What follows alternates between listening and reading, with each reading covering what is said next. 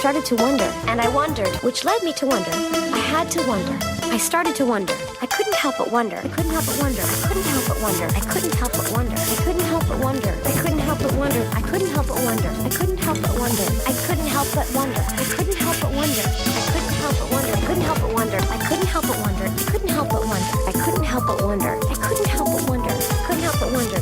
I couldn't help but wonder. I couldn't help but wonder. Gamers, what the fuck is up? It's the series finale of Sex and the City pre-movies, because that's still coming, but this is the last... Movies aren't canon. They're not canon. They're still there, and so we still have to cover them, but, like, you know, this is it for the show. Like, this is season 6, episode 20, part 2 of the finale, An American Girl in Paris, part 2. Part 2. We are in Paris again, somewhat. We are also in New York still, and, yeah, this is a fucking, I feel like I took more notes for this episode than, like, normal, but also this episode was, like, 45 minutes long compared to, like, normally they're, like, 30 minutes long, so... Yeah, I think so. Should we say who we are? Yeah, that's a good idea. Just in case you decided to listen to the last episode If first. they didn't listen to the last 93 episodes, then they're gonna be confused. I'm Stephanie, aka literally any of the lyrics from MC Solal's hit 2001 single La Belle et Le Bad Boy. I couldn't choose any of them. They were all so good. I'm Alex, aka Merci beaucoup. Oh, love it. Thanks. I came up with that one when like Carrie literally steps in shit. She really does literally step in shit and then says merci beaucoup to people. And it would be funnier if she said merde, but she doesn't speak enough French, so... Well, I feel like, I don't know, the first things you learn are like swear words. Like hello, please, thank you, and then swear words. Yeah, you do learn a lot of those. It'd be really funny if she, like, had learned... It'd be really funny if they had gotten her to, like, do a Quebec French, learning how to speak French, and so she's just walking around being like, tabernacle, and then they're like, what the fuck are you saying? But that doesn't happen. She learns, like, the real French. Yeah. Learns in quotations. The real one, not the fake one. Yeah. Yeah, I guess we should probably just jump into it, because this is a fucking beefy episode. There's lots going on here that we're gonna have to yell about. Yeah. Let's get into it.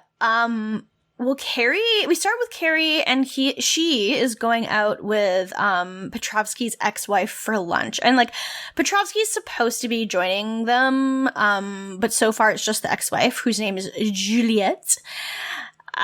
Juliette, yeah. So yeah. I'm like, they're in this, like, I don't know, fancy restaurant, and Carrie goes in, she's nervous, and Juliette is quite nice. Yeah, she's real friendly. Yeah, she's sweet, and she's like, oh, Alex, like, of course he'll be late, knowing him, ha ha ha ha. But he's just he just isn't there. Yeah, like, he calls and is saying that there's, like, museum stuff going on that's, like, keeping him, so he's just, like, not coming. So it's just the two of them, you know, like normal lunch that you have when it's like you and your serious boyfriend's ex-wife who he has a daughter with and he's not even there. That's, like, you know, a fun time. Yeah, that's normal. Like, it's already weird. I mean, it makes sense that, like, she'd want to meet her, especially, like, that he has a daughter with her. Yeah. They're both, like, friendly. Yeah. Like, him and Juliet are friendly, which is nice and very healthy. So it makes sense that, like, she'd want to meet her and be like, oh, okay, yeah, you're a cool lady. Like, I want you hanging around my daughter or whatever. Mm-hmm. But it's awkward when it's just the two of them. Yeah, it's kind of a huge dick move on Petrovsky's part to just not show up, because that's, like, I don't know. It's just really awkward anytime you meet someone that's, like, close to your partner for the first time, but they're not there. It's kind of like, you know, you want them to be there too, as, like, the person you do know. So it's not just, like, really uncomfortable, especially if it's, like, their ex-wife. But, like, he just is too busy and he doesn't seem to, like, care. And I mean, like, it's not a huge deal because Juliet's really nice. Like, she's really, like, complimenting Carrie's bag a bunch and just being like, oh, like, you know, I'm really into, like, I think her work is an accessory. So she's like, oh, yeah, we'll get along great if you also like bags. And, Yeah, and like she also makes a bit of a face because Carrie is like, "Oh, Alex never mentioned that," and she's like, "Oh, like he hasn't really spoken about Juliet at all." Yeah. And I guess assuming that like Juliet is like kind of a big part of his life, like she's the mother of his child, so you know, big important person. Yeah, it is. And like there's a few times where she kind of brings up stuff where it's like, oh, Petrovsky is kind of different than he used to be. Like there's a point where Carrie mentions her book and how she's cause Juliet's like, oh, you're a writer, I heard. And she's like, yeah, I have a column and it turned into a book. And she's like, oh, and Alec was not intimidated by that. He wasn't mad about that. She's like, no, that's it's been completely normal. And this is apparently a change from how he used to be. Yeah. I feel like it's a massive red flag when she goes, oh, he's comfortable with that? He's comfortable with you being successful? Like, yeah, right? Yeah, that's an issue. And they also, like, both share a cigarette, and it's the first time Carrie smoked in a while, so it's... Yeah, I think the last time she smoked was, like, in season 3, back when she was with Big. Like, because she stopped smoking when she started dating Aiden, and then she just continued not smoking after her and Aiden broke up. And, I think she went back a little bit, or I don't know, but she hadn't smoked in a while at the very least. Yeah, like it's been a while, and I do love that Juliet's like, oh, I thought you were going to be one of those Americans who doesn't smoke, and I was going to have to like kill you over brunch. Which is like very funny. But yeah, I guess this is a little bit of Carrie kind of being back on her bullshit for the first time this episode, of many times this episode. And it's like, in ways it's good to see because like she had kind of moved really far away from where she was like a few seasons ago, and not necessarily even in good ways. No, it's sort of like this like episode is kind of her becoming Carrie again, like becoming herself again, whereas everyone else is like progressing as people and having a character arc. Carrie is going back, but it kind of works. Yeah, I feel like Carrie's entire character arc this entire series has been like lateral. Like she's changed, but she's never once improved ever. Yes. And I don't think she's ever really gotten particularly worse. I mean, she got worse in season 3 when she had the entire affair arc where she was cheating on Aiden the whole time. That was a low. But yeah, otherwise it's been like a pretty lateral shift the entire time. But yeah, she's getting back to like Carrie who smokes, Carrie who belongs in New York, Carrie who belongs with Big, blah, blah, blah, like, yeah. So that's where we start off with Carrie. Then we go to Charlotte and Anthony, and they're like at Chanel because I guess Charlotte is about to meet some birth parents because of the whole adoption storyline, and she just wants to look like really nice for the occasion. I love that Anthony's just like, oh, I really want to shoplift something so I can get felt up by this guard. Like, Jesus Christ, Anthony. Jesus Christ. And then yeah, so she needs to meet her, like, the birth parents of the child they're looking to adopt. And they're from Charlotte in North Carolina. Yeah, so, like, Charlotte thinks this is a really good sign, because it's like, okay, well, that's, like, a weird coincidence, and, she's a good feeling about it, and she's excited. So, like, I think they're concurrently on, like, wait lists for adoption in China, but also, like, private adoption in the US, basically, at the same time. Because, like, the wait lists in China take a really long time, and so they're kind of just...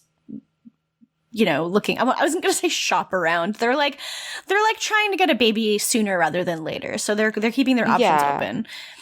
I think like with the Chinese adoption place, I think they kind of just like vet you, and then it seems like they kind of find a child that works for you, and then you got it. Whereas with the American one, if you're getting the child from birth, like you need to speak to the parents, and that can like stuff can fall through a lot easier in the US.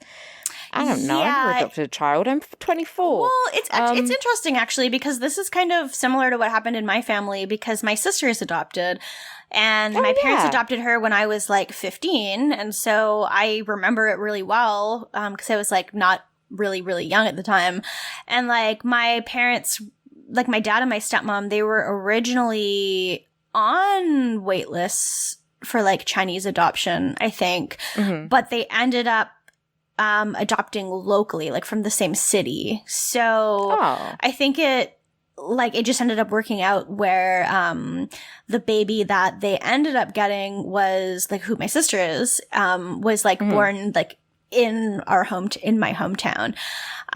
So I guess it can really go either way depending on how it is. But like I have heard stories of like, cause my parents were friends with other people who were looking into adoption at the same time. And there was a couple who did adopt a baby and like the family was like had let them have the baby, but there's like a period of time where you're allowed to decide you change your mind, and they changed their mind after like 2 weeks of them having the baby, which is like possibly the most devastating thing I can imagine when you're like, we have this new baby, this is our baby, and then suddenly you don't. So that is one of the downsides I think of like local adoption or like domestic adoption, I guess I should say maybe, like is That is, I mean, I've always wanted to adopt. So, like, I do occasionally look into, like, the legalities of adoption in my country when I'm very drunk at 4 a.m. Yeah. But then the other part of me is like, we'll leave that for the future. But I mean, it's good to know, like, what you're getting into, like, what kind of requirements there are and definitely. stuff. Because you don't want to end up being like, okay, I am at a place in my life where I'm ready to adopt, and then realizing, this is something that I just don't have and I'm unable to do or something like that. Like, I don't really know what it's like in the UK or anything, but, no. But still. No, it is a real thing. It's like a real tough thing. I think when last time I looked into it, that I was like, wait, I've got a diagnosed mental illness. Like, are they gonna, but I think they can't discriminate against that unless you're actively not seeking treatment or, you know. Yeah, I think that like maybe if it was like if you're unable to care for your own self, maybe then that's a reason they wouldn't let you. But otherwise, I would hope they wouldn't. I was like, well, would you stop me getting pregnant? No. Yeah. Give me that baby. give me the fucking baby. And also I love the bit where Anthony is like, oh, well, he makes some joke like, oh, it's very like Lifetime movie, you know, you're having the yokels in from town, and Charlotte's like, they're not yokels, like they are kind of yokels. Yeah. And he's like, oh, well, in the movie I'll be played by Colin Farrell. And Charlotte does a bit of a double take. But then he says, oh, well, am I still going to be in your movie? Basically, like, asking if he's still going to be part of her life, like, when the baby comes. Yeah. And I'm like, Anthony, all you do is make jokes about, like, wanting to get fucked. He's basically very similar to Samantha's personality, but he's a gay man, so Charlotte, like, accepts it. Yeah, he's if Samantha was a gay man, and then Charlotte would just go, oh, you're so funny and so gay, as opposed to like a slut. But I'm just like, I don't know if I want you around my child, but like, yeah, you can still be in my life, but like, I don't know if you'll be the one I'll call for like babysitting. Do you know what I mean? Yeah. I think it's just like, as long as she still calls him up to like go out for drinks every once in a while and is like, because it makes sense when you have kids, your life changes a lot and you like don't do as many things with friends as you would have before probably, but like. Yeah, true. But the good thing about adoption, no breastfeeding. Oh, that's true.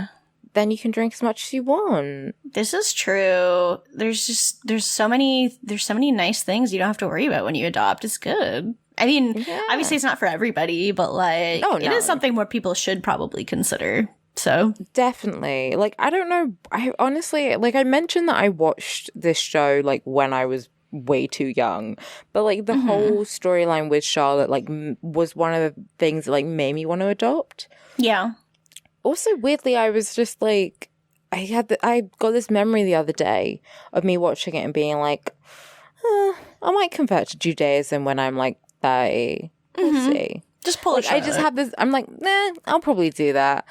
Maybe I will. I think I might get to like my late 20s and like maybe talk to a rabbi. For now, I'm just kind of exploring options. But I was like, seems like a nice religion. Yeah. Yeah, this is true. The more I learn about it, the more I'm like, yeah. sounds kind of dope. Like, I don't know, maybe I'll convert, I'll adopt, I'll live my Charlotte lifestyle. You could be, this whole time you've been saying you're a Carrie, but I don't know. You could be a Charlotte. Perhaps. You never know. Time will tell. Yeah, this is true. Maybe it's something that can change. You can be like fluid in which Sex and the City character best represents you, depending on what phase of your life you're in. Yeah. I genuinely think being a Carrie in your 20s is like fine, because like me being a dumb bitch obsessed with fashion and this like romanticized idea of falling in love and also being like bad with money, that makes sense when I'm 24. Mm-hmm. Then you can be like, oh, she's quirky, it's fine. When you're like 34, it's like, I don't know. The 34-year-old who's like, money please. Exactly. When I'm like, money please, oh, I'm gonna buy shoes, it's like, oh, isn't she silly? You know, and like you just kind of assume that like I'll grow into myself and I'll get like a real job and stop buying, like, you know, I'll get over the thing where like my friends can't see me in the same outfit more than once. This is a really interesting thing to consider, of like being a Carrie in your 20s. Especially since we never see Carrie in her 20s throughout the series, but it's like, we can kind of assume that the other girls were like also somewhat different in their 20s than they are in the whole series, and probably were more Carrie-like than they currently are in the show. Yeah, Carrie does have like a bit of arrested development, really. She does.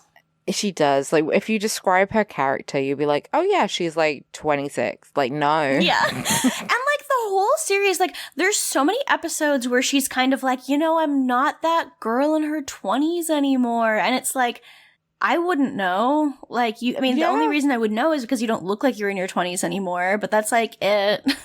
Like, yeah, like, and it's not because she's like single or like she likes clothes and stuff. That's fine. It's just that she happens to like always make the wrong choice. She makes so many poor decisions. Like the whole series, like it's not just like there's one thing where it's like, okay, you're nearly 40 and you're choosing to spend like all of your rent money on shoes such that you can't afford to live, and you're also like almost 40 and cheating on your fiance / boyfriend with the most toxic person you ever dated, probably.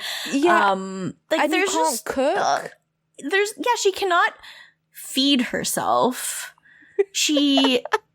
There are so many things that are just like that make her just she needs to fix so many things, and she hasn't fixed like any of these over the course of the series. Like, we're on the last episode and she's still the same as she was at the beginning.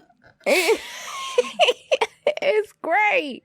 It's a good show. It's a good show. It's a good show. I mean, I'm not saying every character in the history of TV needs to change drastically by the time they get from the beginning to the end of the series, but like, you know. She doesn't. The people around her do. That's the thing. Yeah. The people around her change in a way that lets her like still be the same person, because then everyone else is picking up more of the slack.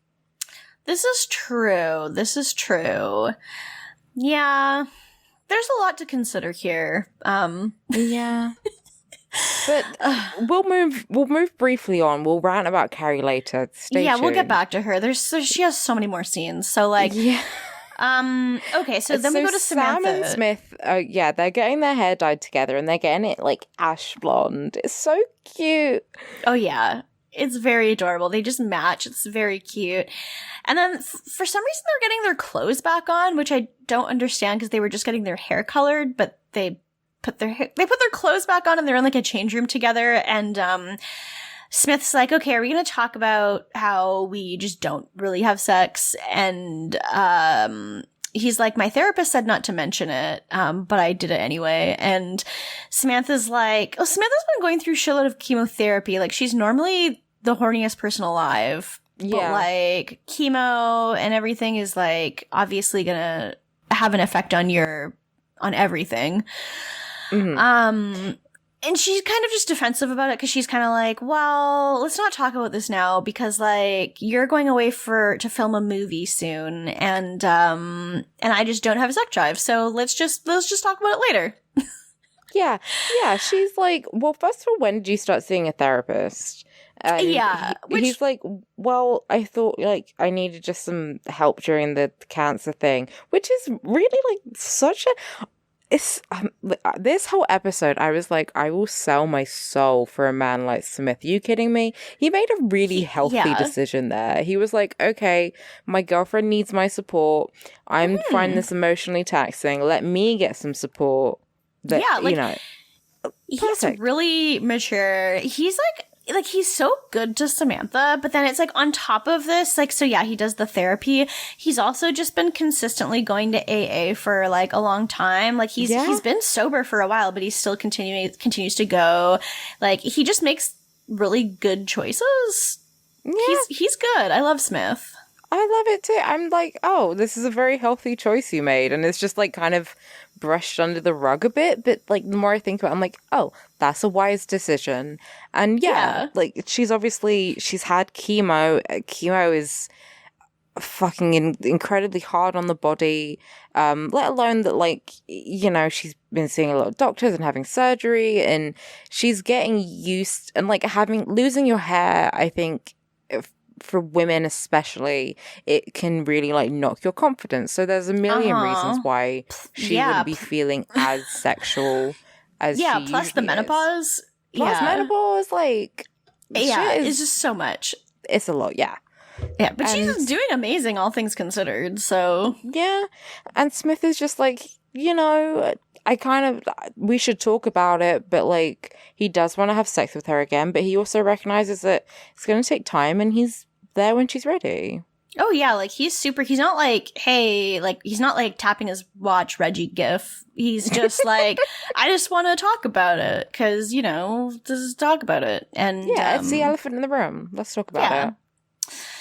That's pretty much that scene. We go back to Paris, and so Juliet and Carrie are still having their like lunch thing, and Carrie's just like, wow, it's so wonderful how much you both like respect each other after everything, and Juliet's just like, well, why wouldn't we? Like, we had a really good marriage. Like, I don't know. The reason they got divorced, it sounds like, is because she says that like she couldn't get used to always coming second for him. Like it was always his work first. And, we see just like the wheels turning in Carrie's head because she's just like in Paris she's been in Paris for a couple weeks now. And this entire time she's just like coming second to everything, constantly alone. He's always busy. She's like really frustrated about it. And Juliet is like, oh, if I had like a penny for every time he said as soon as, it's always as soon as this installation's done, as soon as I get this sorted, as soon as blah blah blah. Like he's always making an excuse up, and it's always the same, and she's always coming second to work, which, especially when you have a child with someone, is fucking tough. That's frustrating. And it's like, I think what Carrie was also thinking is like, he keeps telling her like, once the exhibit's done, we'll spend more time together. And it's like, well, like what Juliet is saying is basically like, no, it's always like this with him. Like he'll always have these phases where he's just, like super, super, super into it with his work, and you're just going to be completely on the back burner. And it doesn't really seem like there's going to be a lot of times where she ever really comes first for him. So, yeah. Can you imagine if like, because I was like, I didn't really date someone, but like, I remember I was like chatting to someone in the early days, and they mentioned like they were friends with like almost all of their exes, and I was like, that's wild. But can you imagine if like if when you started dating someone, there was like a period, or like, I don't know, you unlocked it by paying X amount of coins, and you got to like have a lunch meal with their ex, right? And they would then, and they're not like the ex where like things completely fucking blew up, you know, just something where they both kind of mutually decided it wasn't going to end out. Like, Yeah. and you got to be like, right, give me the fucking tea. It is like pretty ideal. Just like, let me know. Like, what are we getting into here? Yeah. Just give me, and I'll take it all with a pinch of salt. But just like give me some little bits of info, some little nuggets. Yeah. Yeah, she's getting really important information here that's like only feeding what she's already been feeling. And like, yeah, I mean, I don't blame either of them for feeling this way. Like, I literally cannot imagine caring about my job more than caring about like a partner. I just can't. Like, unless it's like a really bad partner, but like then you shouldn't be seeing them. Like, I like my job, but I don't like it that much. Like, I don't know. I do not understand Petrovsky at all here. Like, I kind of get, I feel like with creative things, it always, like, you have to put like 110% of yourself into it. Like, I know whenever I'm like focusing on a play or whatever, I have to really fucking focus on it. And that might mean that I have to like stay at rehearsals for like an extra few hours, or I have to like spend a certain amount of time like practicing my lines and going over stuff. And you know, when I get home, I'm going to be really tired, and I just want to go straight to bed. Like I've had days like that. Like I haven't had a partner, probably because I was more focused on whatever I was doing, work-wise. But like I've had days where like I would go home and I would immediately go to bed. Like I would just shower and grab something to eat and go to bed and not talk to anyone. Because sometimes you need to do that. But also, like, I don't know, you need to have little like slot in breaks where you're like, okay, time to turn off work brain and put on partner brain and relax for a second. And for sure. And if your career is something where you have to put in a lot of time and a lot of energy and a lot of focus, and it's not like 9 to 5 as such, you need to be really clear about that with whoever you're dating, and also like communicate loads and be like, okay, today or this week or whatever, I need to focus. When I'm done, it will be 100% you, but right now, like, no. And he's not doing that. He's always like, oh, he thinks he is. Yeah, no, he's just like nuzzled up in her neck, and then he's like, anyway, bye. Yeah, he really thinks he's communicating, but he's not, because he keeps being like, oh, once this is done, we're gonna have so much time, or like, well, first of all, how long is that? But then like, there's also times where he's like, oh, I'm just doing this lunch thing with these people, and then I'm free the rest of the evening to be with you, and then he's just not. Like, yeah, exactly. It just turns into something else, and it's like, you either need to say no to them, or you need to like have a better understanding of what's happening when you go to do things. I can understand. Yeah, and like, he's not, whenever Carrie tries to communicate with him, he's like, oh, can we not do this? Like, I don't want to have to talk to you. Like, he gets really defensive about his work stuff. And we'll see that like sooner, like sometime later in this episode, that he gets very defensive about it. But like, I don't know. I don't understand. Like, I would feel so bad if I was like, hey, we're going to do this thing later. And then later it turns out, oh shit, I can't, because like this whole thing came up and I have to focus on this now. Like, I would feel so bad. And it wouldn't just be like, oh, hey, like, I'm sorry. I'd be like, fuck, I'm really sorry. Like that. Yeah. Like, please let me make this up to you. I'm so sorry. Here's some changed behavior for you, ma'am. And like, that's the other thing is, she said, right, can we like spend half our time in New York and half our time in Paris, so, you know, I can still have friends? And he's like, no, you need to come with me now. She could have left like a month later. Like, she could have come over when the expedition his show, whatever the fuck it is, his art she installation. Could have come over when it was already set up, and like, is that Matt or the cat? Matt said more like fart installation. True. Yeah. Yeah, she could have come over when the installation was already done, and or like come over for like the grand unveiling or something. And Yeah. it's not like what, 2 weeks, a month before. Yeah, it doesn't really make sense that she came over now, especially when he's been abroad anyway a lot when they lived in New York together. Like, there's been a lot of times where he's been like, oh, I'm just over in Europe right now. And there's really no reason for him not to, other than, like, there are a couple parts this episode where he's like, oh, I just want you to be there for me. And so it's kind of like he likes the emotional support that he gets from her, but I feel like he never gives that back to her in any way. Like, his fears are kind of irrational too, but like he still freaks out and wants her there, which is fine, but he just doesn't reciprocate that like at all. I mean, I learned it the hard way. Do not date artists. Just don't bother. Yeah. Just fucking don't do it. That's like too sensitive. And that's coming from me. That's coming from someone who like cries at paintings. And I'm still like, no, I'm not gonna fucking artist. Like, little babies. So it's not good. It's not going well. And and then the next thing is like, basically, like what we said, they're like getting, I guess they're outside in Paris. I think they're like getting ice cream or something. And she tries to communicate with him of saying, oh yeah, apparently Juliet like loved her and everything, so it's all good. But she tries to communicate of like, oh, I wish you were there, and I feel really like lonely without you. And he's like, oh, it's fine. As soon as everything's done with the installation, we'll be spending loads of time together. Oh, by the way, I have to just fucking go because the museum called me, so we can't have our like date today.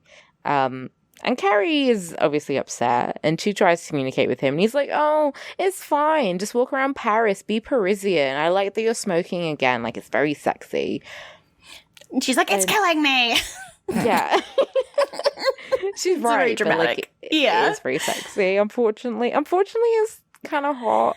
I was talking to a guy recently who was like, who told me I looked very French. And when he found out that I smoked, he was like, oh, see, you're Parisian, you're French. And I was like, no, I'm not. Don't say that to me, you fucking monster. That's so rude. It's so rude, especially when I'm English. Like, we're mortal enemies. This is true. Yeah, that's. But that sure is something to say. I can't help it. This is how I imagine I am in my head whenever I walk around the city. You know, just like a cigarette and looking kind of sad and a bit lonely, but very beautiful. Yeah, just like Carrie walking around Paris. Yeah, she goes to this little cafe and she gets like loads of cake and feeds one to a dog. And also she's smoking like while she's inside, which I know is probably period accurate, but very weird. It is kind of weird. I guess like period accurate, but especially for like Paris. Yeah, because this is like 2004, and I remember when the cigarette ban like happened over here. I think it must have been a bit earlier than that, because I sort of remember my parents smoking in like restaurants and stuff. I think it was the 90s here, because I definitely remember it, but it's just so vague. Like, I barely remember it. I just remember going to restaurants and there being the smoking and non-smoking sections. And that's pretty much it. I remember sitting in the smoking sections. Yeah. My parents killed me. I only like vaguely remember it. It was definitely the 90s in Canada, as far as I remember.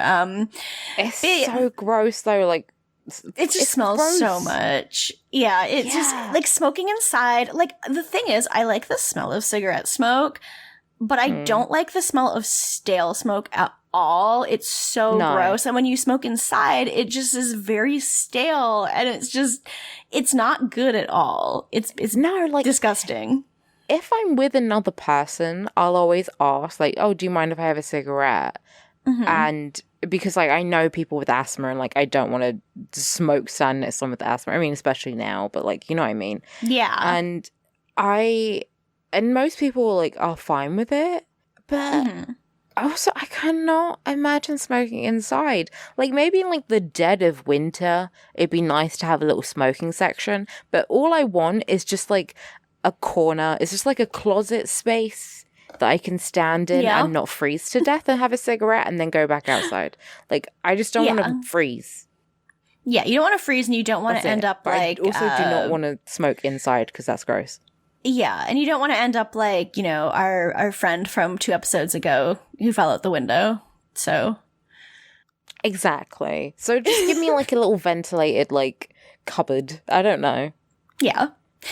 That's ideal. But she's just smoking and eating. The dog is just sitting on fully sitting on the like booth, and she's just giving it cake. This is probably not healthy for it, but okay.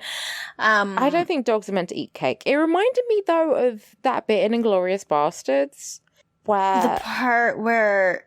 what's the, like, blonde lady who, like, burns the cinema is, like, having her cigarette and smoking, and then the Nazi comes in and she's like... Yeah. Yes. Yes.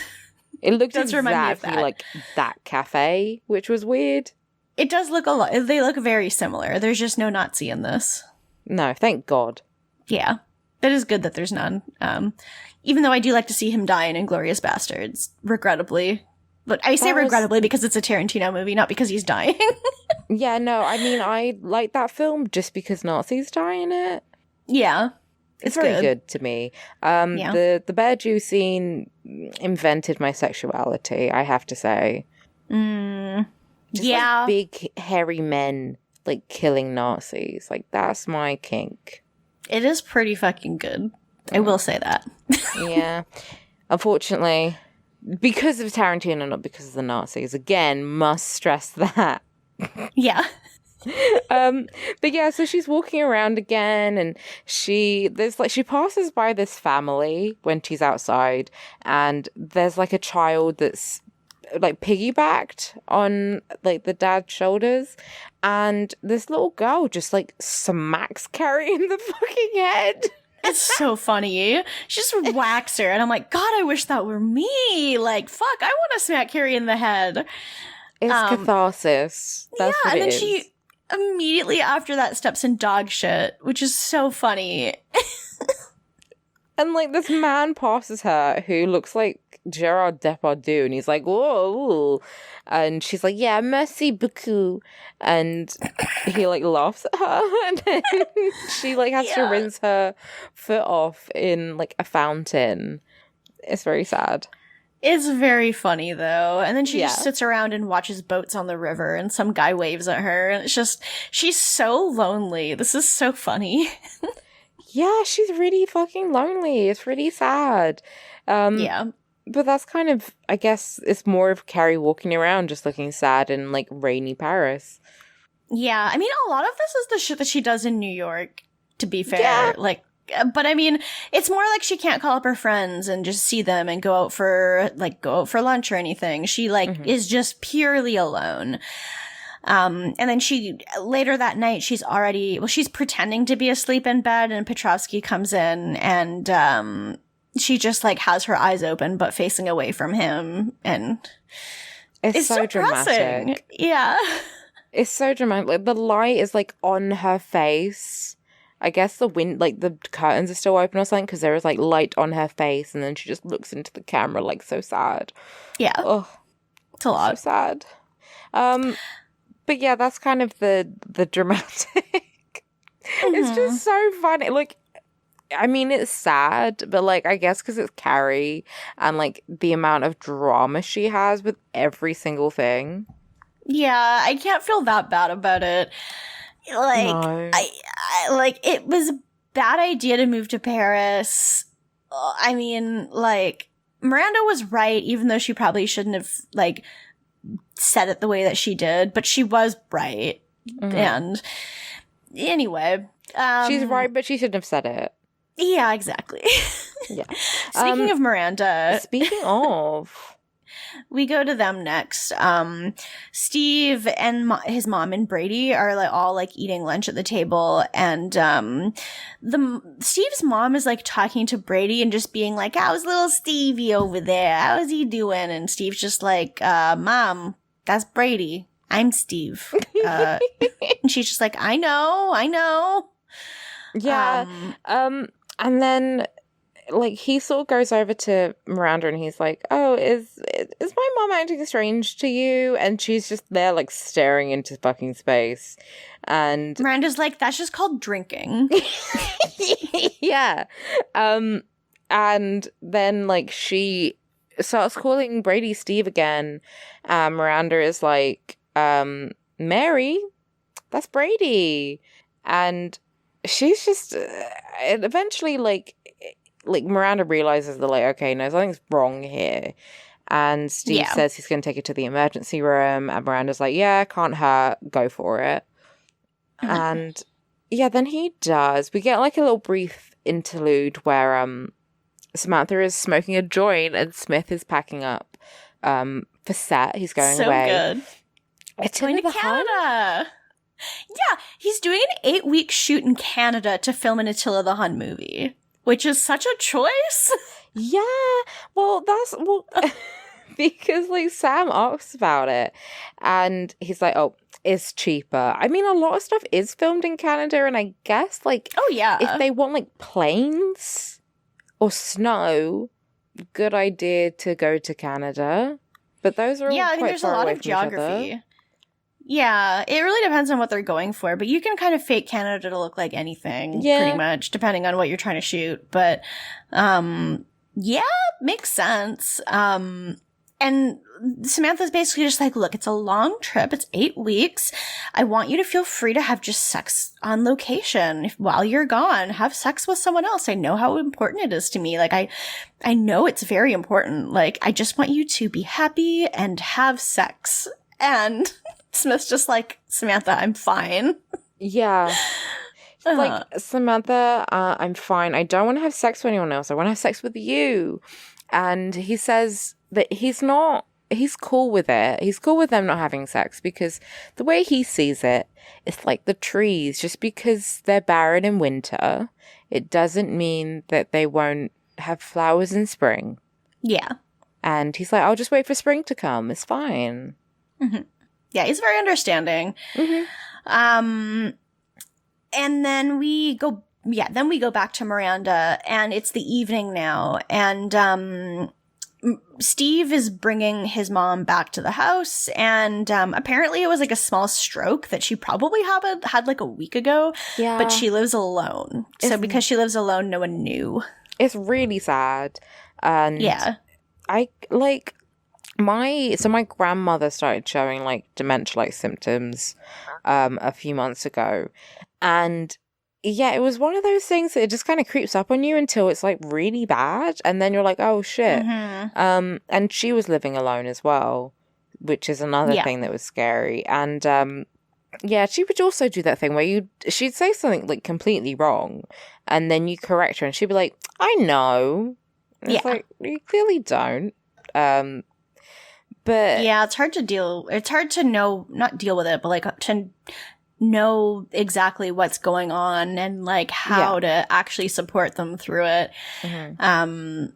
They decide to say, okay, well, let's have her stay over tonight. So they decide they're going to go get her stuff from her apartment. So she has clothes and everything. And Meg is just going to watch her while they go. And when they get to her apartment, it's just like a complete mess. Like there's cockroaches in the kitchen. And Steve's like, I didn't know it was this bad. Mm-hmm. Like, he hasn't been in there. She always met her. Like, she would always wait for him outside. So, like, he didn't go up there. So, obviously, she knew that it was bad, but, like, didn't want any help. Yeah, pretty much. And and he like gets really upset, obviously, and he's like, she can't live like this. We'll get a nurse in to live with her and look after her. And then like Miranda's like, Steve, she can live with us. Yeah. Because they have this big house now and everything, and Steve's like seems surprised. He's like, really? Like, yeah, like you guys are like you do love each other. So even if you have your differences with his mom, I mean, of course she's gonna look after her too. Mm-hmm. I guess it's so. Like, so yeah. like, obviously she had her difficulties with, like, Steve's mother, but, like, you can tell that it's definitely needed. And they've got this big house, and they have a housekeeper, and they can probably afford to have a nurse come in. It would be cheaper for a nurse to, like, come to their place in the daytime, as opposed to live in with her and not be able to see her very often as well. Oh, for sure. Yeah, definitely. So it's a good idea for sure. Mm-hmm. Let me go back to Carrie. She is once again wandering. She looks really cute though, because she has this blue coat and this fluffy white hat on, and it's just like, it's so much like she's so dressed up. I have in my I have my notes. Carrie wears a stupid fur hat and looks at her book in a bookstore. She does look at her book in a bookstore. I think she looks cute though. This white hat, like, it's stupid for sure, but it's like, it's kind of like one of those, it's not quite like one of those like Russian fur hats, but it's like kind of like that, but smaller and kind of cuter. It's like it's like a white fur like pillbox hat, but I also feel like she looks like an American Girl doll. Oh yeah, well, she fully does. That's exactly what she looks like. I don't love like Carrie's Paris wardrobe because it's very high heels and like big fucking like floofy dresses, and she's sort of dressing a bit like Jackie Kennedy or something. Yeah. But like if Jackie Kennedy was colored in by a child, like I'm not the biggest fan of it. I have to be honest. Apart from the dress at the end and the like big milfoid dress she wore. Like ruffles. And tulle. It's kind of like up and down for me. Like some of them are better than others for sure. I think for the most part I kind of like them, but I feel like she just thinks that she has to dress extremely over the top because she's in Paris, and it's like people are still just like humans there, and I don't know. Everything just looks so expensive, and I'm like, how do you have this many different clothes that are that expensive? Yeah, I also forgot to mention, like, in the scene before, she was wearing a dress that was, like, had, like, a ladybird print on it, and then with the green petticoat. Mm-hmm. Yeah, she was wearing that. It was a choice. She makes choices. But yeah, she goes into this bookstore because she sees Sex and the City, the book, and so she goes in and she's like seeing that it's obviously been translated into French, and she's giving it like a bit of a read, and then this woman comes over who's working there, and she like asks if she needs any help. And then Carrie's like, oh, no, thank you. And she's like, oh, my God, Carrie Bradshaw. And she calls over her friend. Carrie Bradshaw. And she calls over her friend. And they're both like, oh, we love you. We think you're so amazing. We adore you. Blah, blah, blah. Please. Well, the guy is like, I have the sex. She has the sex. We have the sex. In the city. Like, okay, yeah, everyone fuck. It's a city. Like, everyone is fucking. Yeah. It is very funny that he keeps saying that they have le sex. We have le sex. Yeah, it's very good. And they're just like, we will throw you a party. And Carrie's like, oh my God, I'm making friends and they love me and they love my book and they're throwing me a party. I'm so excited. Mm-hmm. And she goes and her next scene is with Petrovsky, and she's just like telling him about the party. It's Saturday night, and she's like, oh, will you come? And he's just like, oh, I can't. That's when I'm, unveiling my work to the museum curator. Mm-hmm. And she's like, okay, well, that's fine. Yeah. She's like, that's fine because like, I'm just excited to have something for me. Like, that's great. And, so for now, it's like, okay, this is good. She has something to do. Mm-hmm. Yeah, she's excited to have friends. Yeah, people who like are excited to hang out with her and who think she's cool, and just in general, like I'd be excited. That's pretty cool. Like, yeah. I'd freak out if I went somewhere and they were like, "Oh my God, Stephanie Ruff! Like, you're the person who published this paper that no one cares about," and I'd be like, "Yeah, that's me." You want to throw me a party? Wow. You want to throw me a party? Yeah, exactly. You have to say like, oh my God, you want to throw me a party? Yeah, I will say it exactly like that. Yeah. So then we go to Charlotte, and the birth parents from Charlotte are over at like her and Harry's place, and they seem very like fish out of water. Yeah, they're very like country, I guess. Mm-hmm. They have southern accents. They're from Charlotte, North Carolina. It's meant to be. Yeah. Yeah, they kind of are just like kind of quiet, and like Charlotte and Harry are both extremely dressed up, and there's just like the most ridiculous food spread out because they're rich, and like the other family is obviously like not as rich as them. Mm-hmm. And they're kind of talking, and basically, I think Charlotte makes some comment and then about like how they don't know the sex of the baby. And the mom is like, oh, it's a girl. We found out.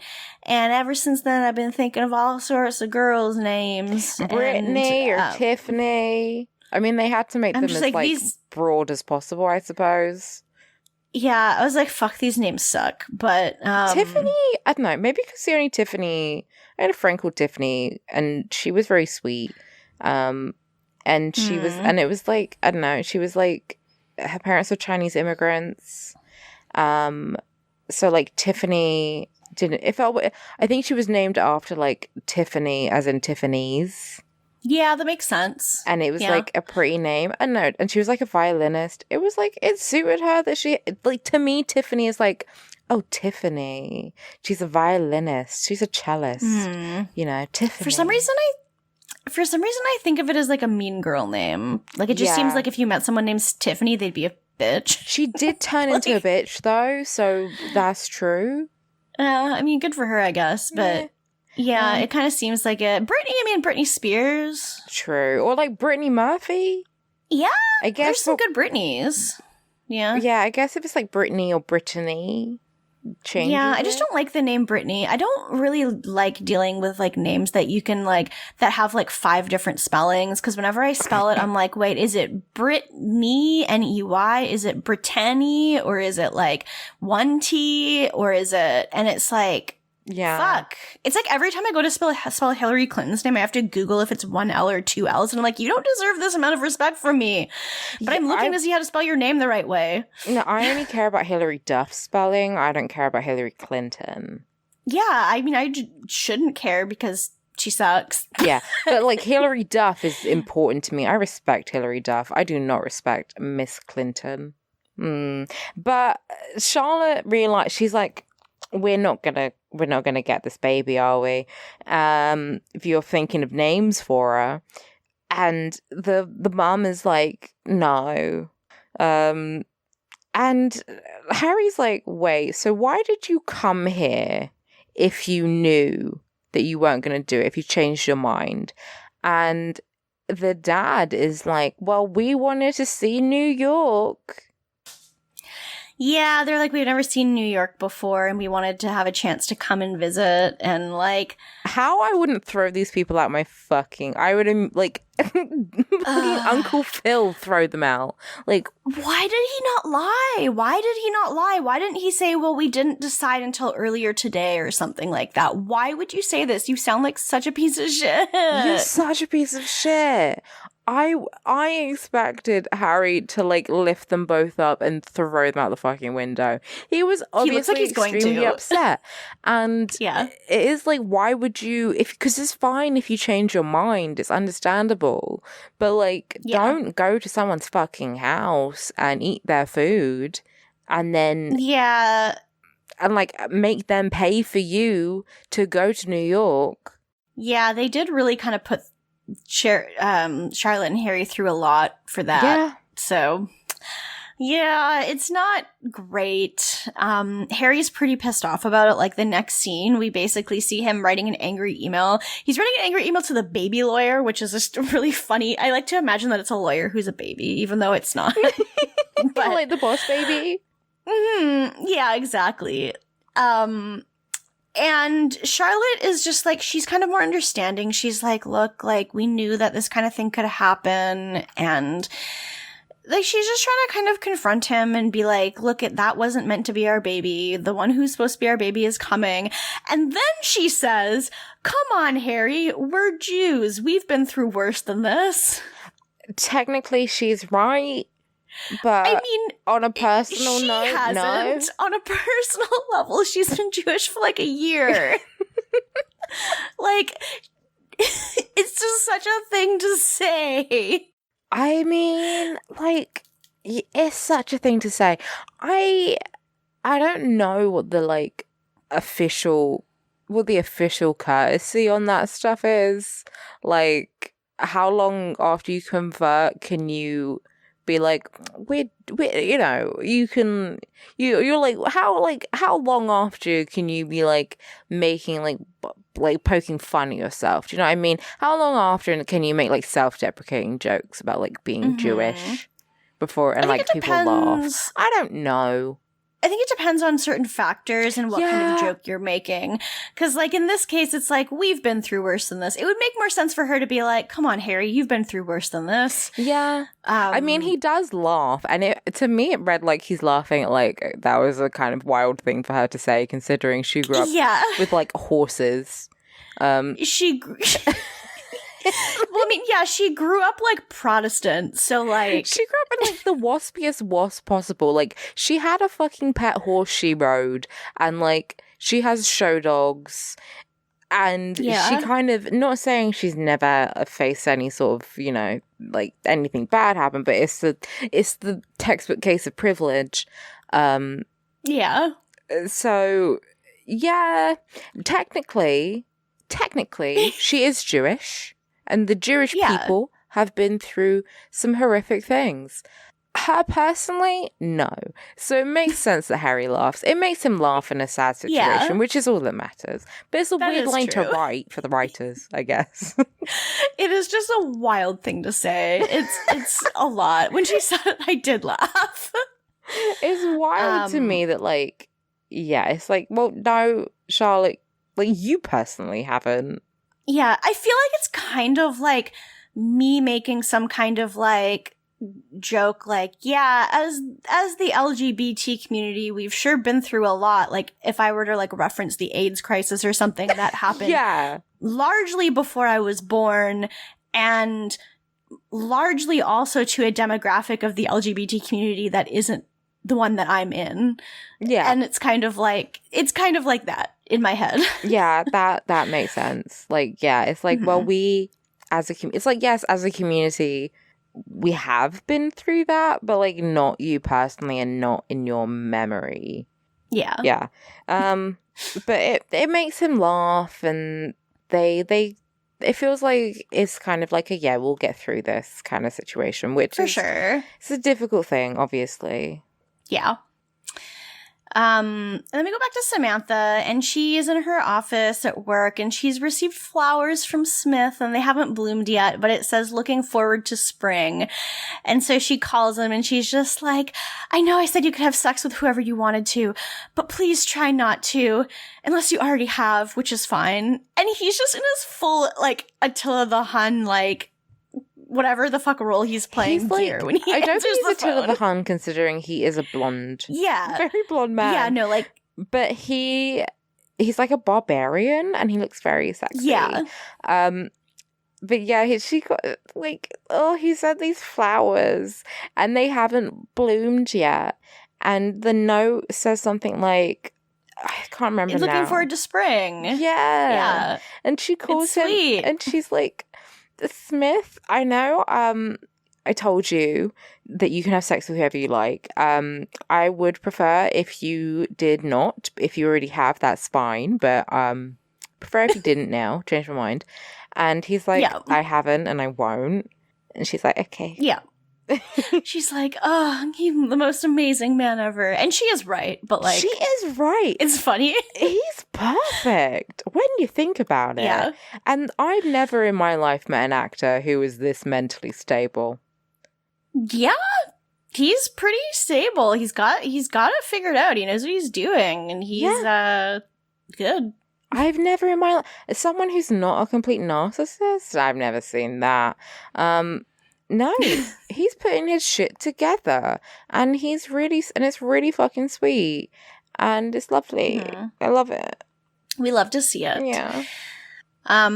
We don't love to see the next scene because Petrovsky fucking sucks. Yeah. Carrie is about to go out for her party. She is wearing the tutu, tutu. She's wearing, okay, so it's a tutu dress, but it's like longer than the one she wears in the opening, and it's this really pretty green color, and it's so pretty. It's like a pistachio-ish, and this is also the dress that Kobe Bryant bought Vanessa Bryant. Yes! Oh, it's so cute. It's so good, and she looks amazing, and she's getting ready to go for her party, and then Petrovsky's just, like, clenching his hands and just, like, very anxious, and she's like, well, what's wrong? Like, you need to breathe. Like, you're fine. And he thinks he can't go because he's like, they're gonna think I'm the old man with all the silly light machines, and she's just like, you're gonna be fine. Like, your art is great. You're gonna do amazing. And he's just like, will you go with me? Like, I need you there for my support. And she's like, I got a party to go to, and I can't cancel because I don't have anyone's number. And it's manipulation, because, like, the way he's like, okay, I get being anxious about it, but he hasn't expressed, or at least we haven't seen him express anxiety about it particularly. About, like, what the curator is gonna think. I mean, they have asked him to do it. He's a world famous artist. Like, it's his big return, I think. Like, he hasn't made anything in a while. So, like, I don't know. It doesn't seem like something he should be that bothered by. And it's all very sudden. It's right before she's about to leave that, like, he starts feeling anxious. And then he's like, oh, will you go with me? And he's like, oh, no, no, you go to a party. Oh, actually, you will go with me? Great, thanks. Like, he flips on a fucking dime. And he doesn't, like, compromise with her. It's not like, oh, will you, like, drop me off and then go to your thing, right? Like, will you just make sure everything's okay and then leave? Or whatever. Like, he doesn't do that. He's just like, no, you need to stay the whole night. I won't let go of your hand. And, like, her being there isn't gonna make any difference. Like, if they don't like it, they're not gonna like it whether she's there or not. Like, I don't know. It's just, we've seen him have anxiety before about his pieces and if other people will like them, but, like, clearly the last time that happened, they did end up liking it, and it's kind of like he's doing the same shit now that he was then, and like, I get it, like, I have anxiety, I get feeling like this, but, like, it's so shitty that he makes her feel like, no, like, if you don't come with me, I'm just, like, gonna be just a mess, and, so she agrees to go. And, like, this stressed me out so much because I just, like, the idea of not showing up to a party that's, like, for you without telling them that you're not coming is just, like, that would give me so much anxiety. Oh, like, my I would God, die. yes. I would jump out a window. I know. And, like, not having their phone to at least call and say, like, oh, I can't make it, let's reschedule, or, you know, I'm gonna be, like, this late or whatever, like, that would stress me out. I mean, I guess she knew. Oh, yeah. I guess she knew the restaurant, so, like, she could have called and asked them to tell them, but then, I don't know. This is before the internet exists. But maybe they don't have a computer. I don't know. But, like, yeah. I don't know. Then we wouldn't have our drama. We wouldn't have our drama. But it would make... If I were Carrie, I would feel more anxious about, like, cancelling, like, not, like, just no showing it, not even, like, apologizing and being like, I'm really sorry, you know, something came up, like, it's an emergency, blah, blah, blah. Not just no showing, just ghosting. I would feel awful. I'd feel terrible. That's my nightmare. Yeah. It's truly my nightmare. So they go to the museum together, and there's like this, when they get inside, like the outside has this big thing that says Alexander Petrovsky on it. And it's just like, it's clearly he's this big exhibit.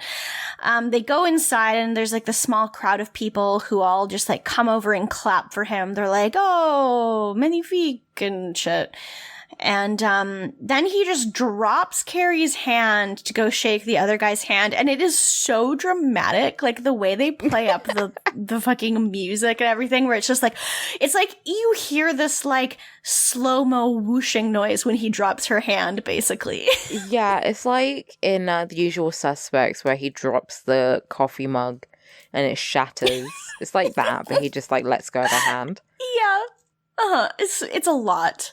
And so Carrie's like, all right, this is how this is gonna be tonight then. Okay.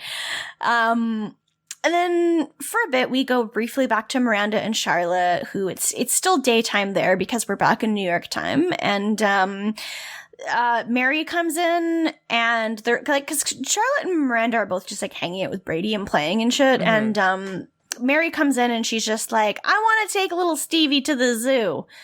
And they're like, Mary, this is Brady, not Stevie. And then she's like, she was wearing her coat, and she just wanders outside. But Miranda's like, wait a minute, why was she wearing her coat? And then like realizes she's fully gone out the door, and is like, shit, like I need to go find her. So she fucking has to go run out to go catch her, so she doesn't, end up getting completely lost or anything. Mm-hmm. So yeah, it's like really scary. Obviously she's like she's not well, don't know where she is, and Charlotte's left with Brady, and Miranda is like on this fucking mission to go get her. We go back to Carrie real quick, and Carrie's like still sitting, I guess, on like the little benches they have in museums, and she goes to light a cigarette, and the security guard is like, oh, you can't smoke in here. And Carrie's like, the one place in Paris where you can't smoke. Yeah. And she goes to fiddle through her bag. Yeah. And she finds her necklace that she lost. I guess there's like a hole in her bag that she didn't notice. It's not a very big bag. Yeah, it's a hole in the lining, which has happened. I've lost stuff in the lining of like my bags before, and in my coats too. Oh, fully. Yeah, same. It happens more when you have like those big massive bags that you already have trouble finding shit in, not like a clutch, but like, because with a clutch, I think it's a lot easier to see that there's a rip in the lining. Yeah, and I feel like you'd hear the jingle, of like the necklace moving around.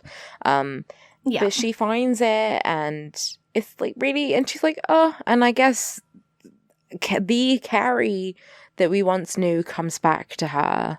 And she decides she's going to leave, and she tells the security guard to like tell Alex, and she runs off. She tries to get a cab, and I did like legit gasp because I forgot about this. As she's standing there like looking for one, a car goes behind her, and it's big, and he doesn't see her, and she doesn't see him, and OMG.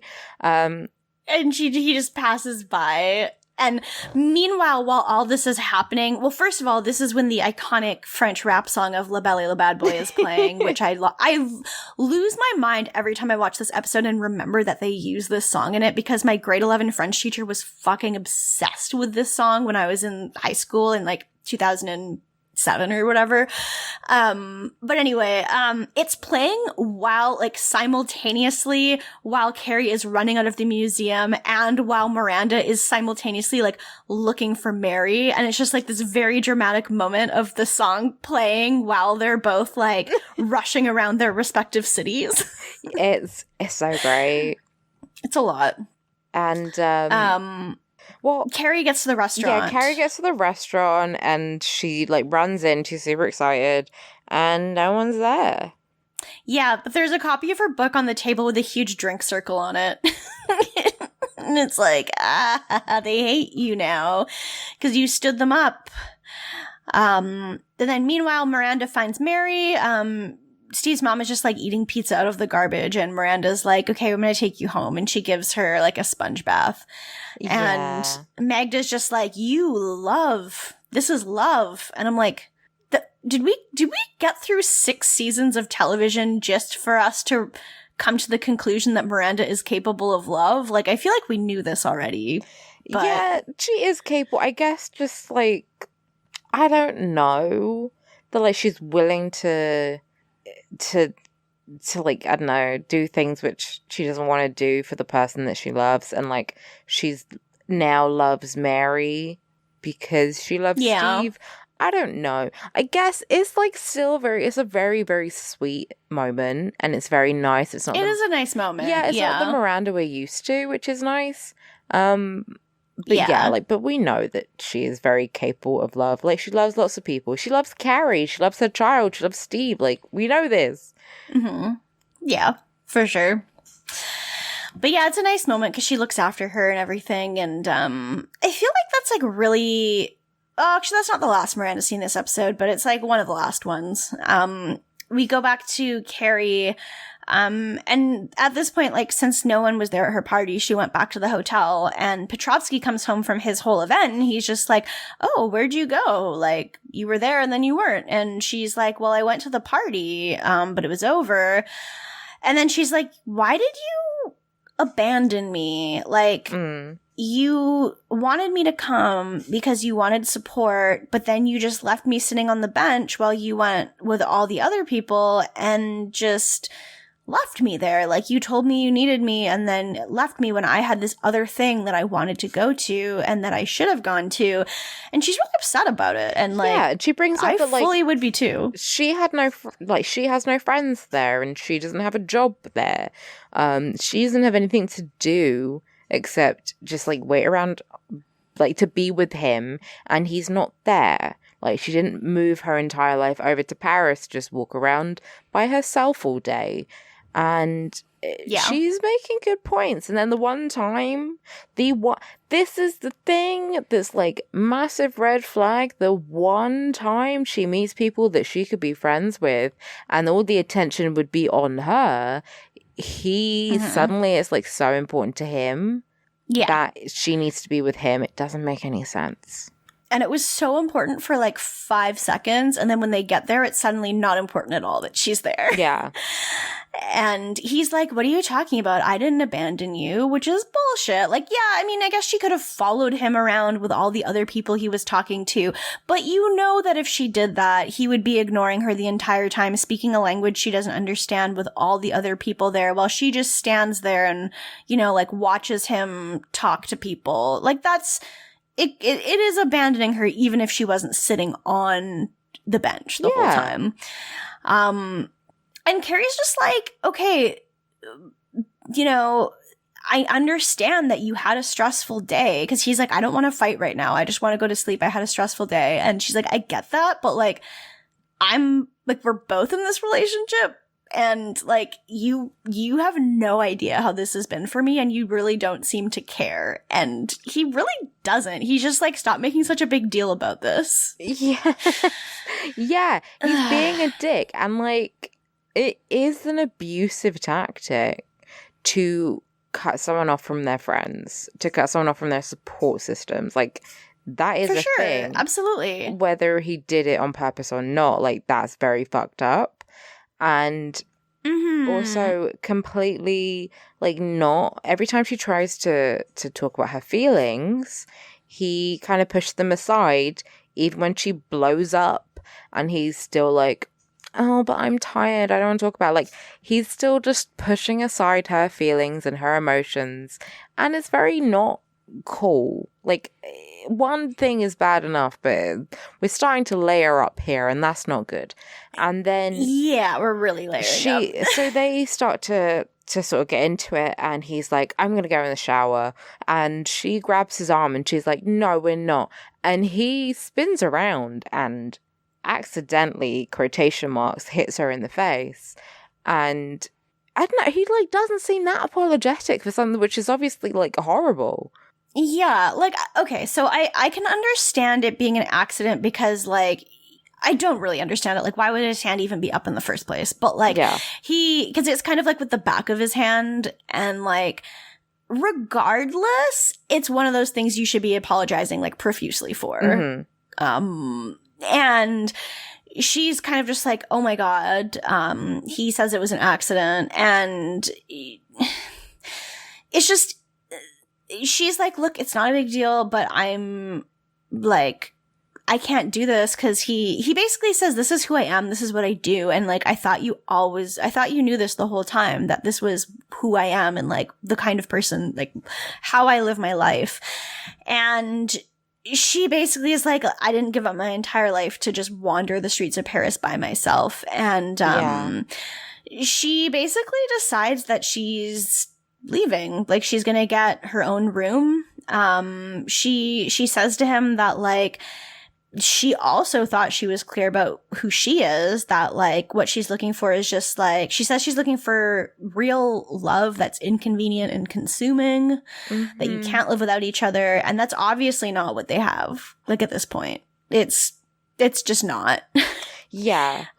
She's like, and this is the whole big speech where she's like, I want a love that's all consuming and important. And yeah, she's doing a lot of like gaps in between it, but also I get it. I relate to this. This is me talking to myself in the mirror at 3:00 in the morning.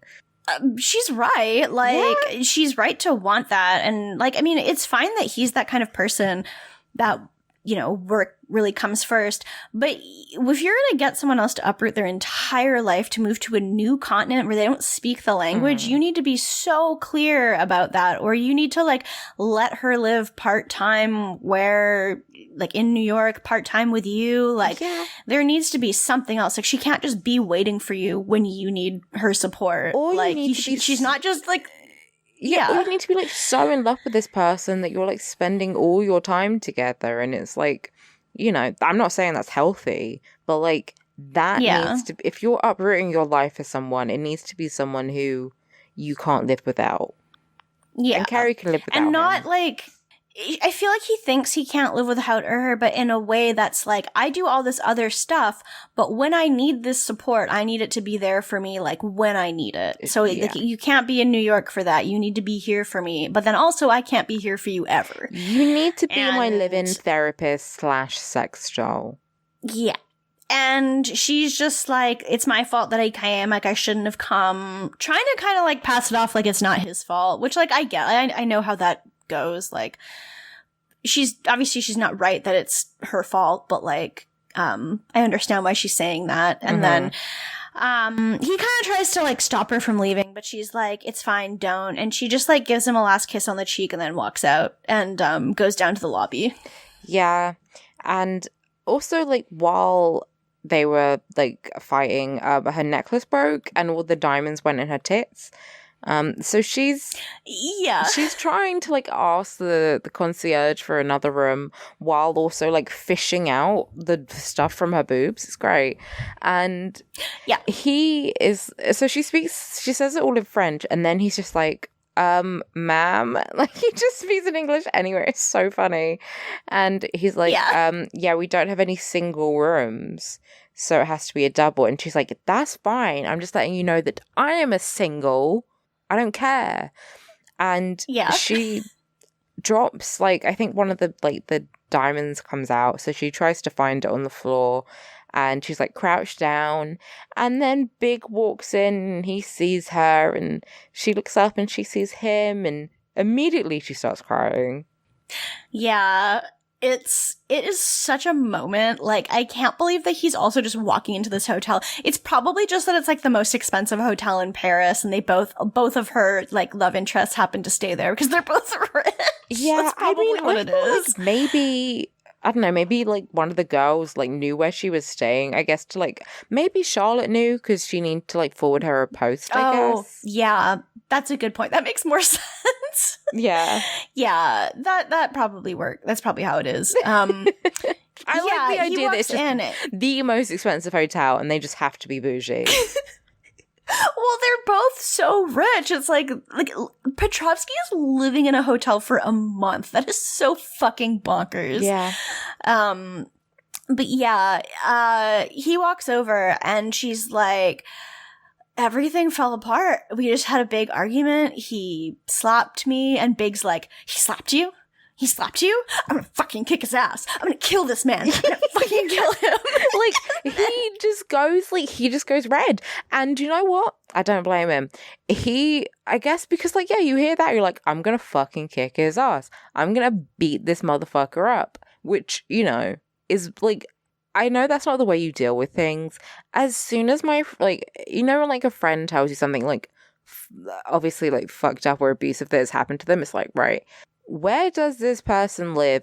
I'm gonna motherfucking jump them. Oh, for sure. Like, I can hide a body. Yeah.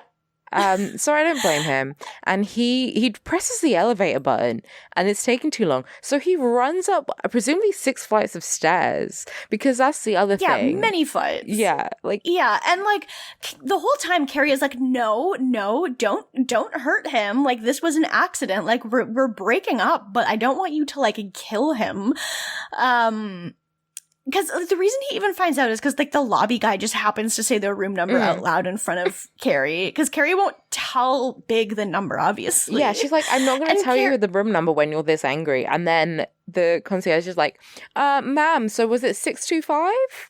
Yeah.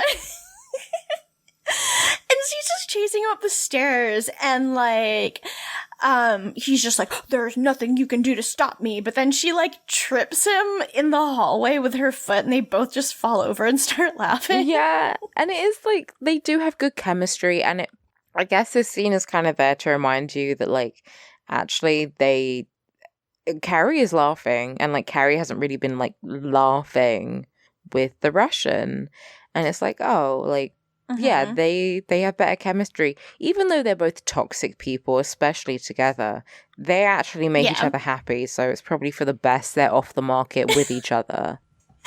Truly fucking who Darren Star created the show, and he was like Sue Sylvester voice. I am going to create a couple that is so toxic. That's it.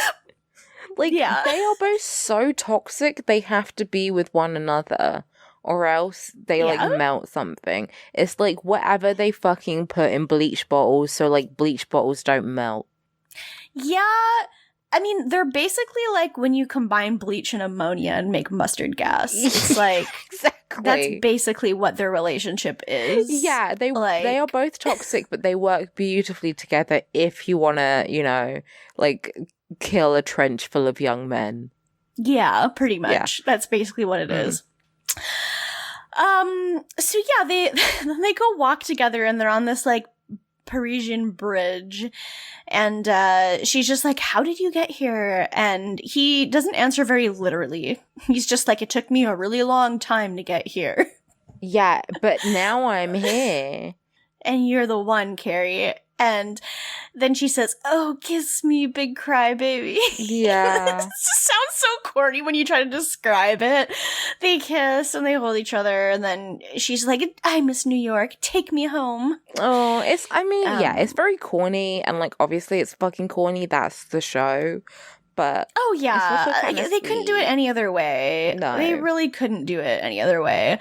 But yeah, so, well, for once in our lives, I guess we're just happy to see Big, I guess. Really, I mean, I've said this before, they had to make the Russian as, like, just repugnant, but towards the end, he just gets, like, awful without making him high-key abusive. So they made him, like, low-key abusive, and he's so bad that you just want Big to be there and make everything better, and then Big is there and you're like, oh yeah, this is what Carrie is like. She's actually happy when she's oh yeah, you're meant to be happy in relationships. Cool.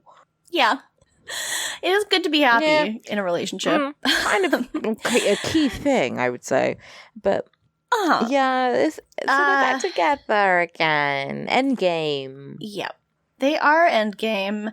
Then we go back to Charlotte and Harry, and this scene is the one that made me cry. I did mention that, like, a finale, like, say what you want about this finale, but, like, if a finale makes me cry, I do feel like it gets points for that. And this scene was, like, it killed me. Oh, it's so good.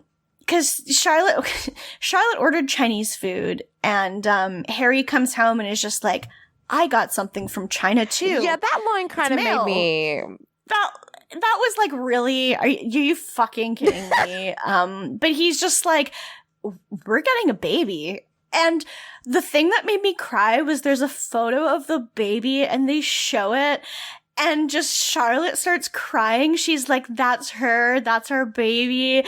And she's so cute. Yeah. And like, just seeing the baby was amazing. It's like a callback to a scene earlier when she was comforting Harry where she says, like, that wasn't our baby and we'll know when we see our baby. Like, that will be our baby.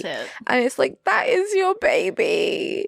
It is. She's so cute. And Charlotte's so happy. And it's a very, very, very sweet moment. Okay, so Charlotte is wrapped up. Then we get the scene where Magda says, like, oh, what you did was love. I kind of conflated it with the last one. But, like, it's just Magda kissing Miranda on the head, being like, that's very nice of you. Yeah. You have feelings and you're a good person. Yeah. I mean, we hop around a bit, like, throughout this episode because it's obviously the finale. So, yeah. You're getting the gist anyway. For sure. Yeah, and then we get Smith and Samantha, so we've wrapped up those two, and then Smith and Samantha, Samantha's like asleep in her place, and it's super dark, and Smith comes in, like, he comes into the apartment, and he comes over and is like, I flew back because I forgot to say something on the phone with you when you were in your office, and he says he forgot to say he loved her, so he flew home from Canada, and then they kiss, and the flowers have bloomed. Yeah, I don't care. Or wait, do they bloom now, or they bloom at the very end? There's like one that blooms, so yeah, they're starting to back again. And like, I don't care if you've gone through menopause, your pussy is getting wet. Like, that happens. It's getting wet. It's finding a way. It finds a way. And it did. Wetness finds a way. WAP finds a way. And so it's very sweet. It does. It does find a way. She's so touched by this. She's just like, no man has ever done anything like this for me before. Yeah, and she cries, and it's like, oh fuck, Samantha is crying. Yeah, she's like, no man's ever treated me like this before, and it is. Like, no man's ever treated me like that before. I want that shit. Why? I'm sorry. You need to cross countries just to tell me that you love me, and then fuck me, and then go back. Yeah, like, that's what. It's pretty good. That's shit. what I need. I need someone to dote on me like Smith dotes on Samantha. I'm sorry. I'm not settling for any less anymore. It's pretty good. So that's like their kind of wrap up. Then we go to Big and Carrie. They're getting back. They're in New York again. And he's like dropping her at her place. And he's like, I don't live here anymore. And the Four Seasons won't check me in until 1. And she's just like, oh, do you want to come up? And we get our call back. Absolutely. Yeah. The thing is, it is good to me in this scene. I do, so. yeah. It's a nice bit in this. It's like, oh yeah, they're back together and everything's cute. And then we get like a little montage of, Carrie goes back to the usual place for brunch, and all the girls scream and hug her, and it's so cute. And then they like catch up on what they've missed, and we get a little montage of like everyone being happy. I love it. We get our final titty tally of the series, of the television series run. We get our final titty tally because Sam and Smith are just fucking like, they are going at it, and she's just full titties out, and the flowers are fully bloomed. And she's like operatic singing. Yeah, basically. And, everyone's pretty happy. And, then we get our final Carrie voiceover of this series where she's like, I'm thinking a lot about relationships. No. The most important one and the most exciting one is the relationship with yourself. Carrie's thinking about relationships? That's very unlike her. Right? She's like, if you find someone to love you for that, then that's just fabulous. And she gets a phone call on her cell from John. And guess who it is? It's fucking Big. And he says, my Napa house is on the market. I'm coming to New York. And what a way to reveal his fucking name. What a way. I mean, first of all, it's John, which is like, it's such a boring name. They use it for unidentified dead bodies. And It's, yeah. And two, like, I don't know, just a cell phone. I guess like the big thing is that he's no longer big. She's not writing the column, so like she doesn't need to keep his name a secret. Like, we've turned a page, you know. He's just John. He's not big. Okay, like maybe big is like his Sasha Fierce. It's his booty flagrante or whatever that gorgeous Tumblr meme is. Big is the bad guy. Like, big is it's his Slim Shady. It's his Slim Shady. It's his Hyde instead of his Jekyll. Wait, no, Hyde. Yeah, but like that's the bad side, and then John is the good boy. John is like nice. I guess nice is a way to put it. Not a piece of shit, or at least being an emotionally available person instead of an emotionally unavailable person. Yeah, that makes sense. Yeah, okay, I can accept that, I guess. And, I mean, I'm pretty sure she still continues to refer to him as Big in the movies to her friends. Yeah, I mean, it's a nickname at this point, I guess. It's a nickname, and it's been like 6 years that she's been saying it. She's not just all of a sudden going to start calling him John constantly.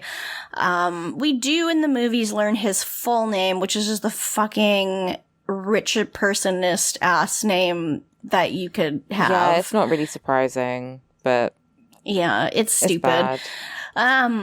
But yeah, John, I'm pretty sure that when in the one of our Noise Space fellow podcast, Jerganet, was doing Secret Life of the American Teenager, I'm pretty sure that one of them guessed that the baby's name was going to be named John just based on the fact that it's just such a stupid generic name. And then it did turn out to be named John, and they were like, Jesus Christ. Yeah. That's so like, it just reminds me of that. I can't imagine carrying a child in my womb for 9 months, or even adopting a baby, and looking at their precious little face and being like, your name's John now. Like, come on. Oh, yeah. Even if I just think it's a boring name that I don't like, but even if I did like it, I literally could never name a kid that because I have an uncle named John and he's like the worst one. Yeah. And I have, and then there's also John Homestuck, and people would literally just think I named the baby after one of those two people, and I just could not have that. True. Ever. Literally, like, a couple weeks ago, I was like flirtatiously talking to two different guys on the same week who were both called Mike. Oh. I know. Wazowski? No, they were both called Mike. And then when I had to, like, I would tell my mum, because she's my dating guru at this point, I would be like, oh, so I was thinking about maybe seeing Mike. And she's like, which one? That, again, that's the other thing. You give your kid this boring fucking name. You always have to say which one. This is true. Yeah. This is true. I've been on, like, yeah, you don't. I've like been on dates with like 3 different Jameses. Like, that's too many. That's too many. People hate their boy children. Everyone's like, oh, toxic masculinity. This. No, we need to talk about the fact that boys have fucking like 10 names. This is true, and they're all bad. They're all bad. Like, no one's called. Boys' names just they suck. Fucking suck. Do you know how many fucking Liams I know? It's bad. Anyway, not a good name. Not a good name. Also, we've come full circle. Carrie is walking away from the camera. Apparently, it's meant to be the same street from the opening. Okay. But she's walking away from us instead of toward us. So she's finished her story. Every single fucking street in New York looks the same to me in this show when they shoot the scenes outdoors. But yeah, all right. I can't lie. I listened when people like say, you know, like when they film a movie in like Canada and say it's New York. Like, I listen to We Hate Movies and they're all from New York, so they'll be like, oh, this obviously isn't New York, this is obviously Toronto. And I'm like, yeah, totally. I don't fucking know. I don't live in that city. But I guess I would never know. Literally, like, I've been to Vancouver so many times, and I do not recognize things as being Vancouver when I see them in movies or TV shows, like, ever. I kind of get it I get it for London, but, like, I don't know, you could probably film, like, somewhere else. You could probably film, like, Birmingham, and I'd be like, okay, as long as it's tight shots, like, I don't know, it's fucking cities. Yeah. Yeah, I mean, like, I guess there's some certain things where it's like, for example, if they show you like a subway and like you know that the subway doesn't look like that in the city, that's like a dead giveaway. Or if they show like things in the horizon, like, I'm just thinking of like one example is like Orphan Black, where like you see the fucking TTC, like you see the fucking trains, you're like, that's not they kind of at the very beginning try to pass it off like it's not Toronto, but then they very much just lean into it very soon after that. Like, yes, no, this is Toronto. Yeah, I mean, I can tell which, like, train line it is by the train car, like, in London. Yeah. Like, I know the fucking tube, so yeah, I know what you mean. Yeah, but it makes sense. But just street locations? No way. I don't fucking know. I can't see shit. Unless I lived there, I don't know. And I mean, on that truly. street. Yeah, no, for yeah, sure. Anyway, so that's the fucking episode. That's the last one of the series. Final well, no, it's not final rankings, but you know what I mean. It's final rankings for the TV show. It feels very final, this episode. Like, it feels like we're never going to do it again, even though we're just going to do it next week.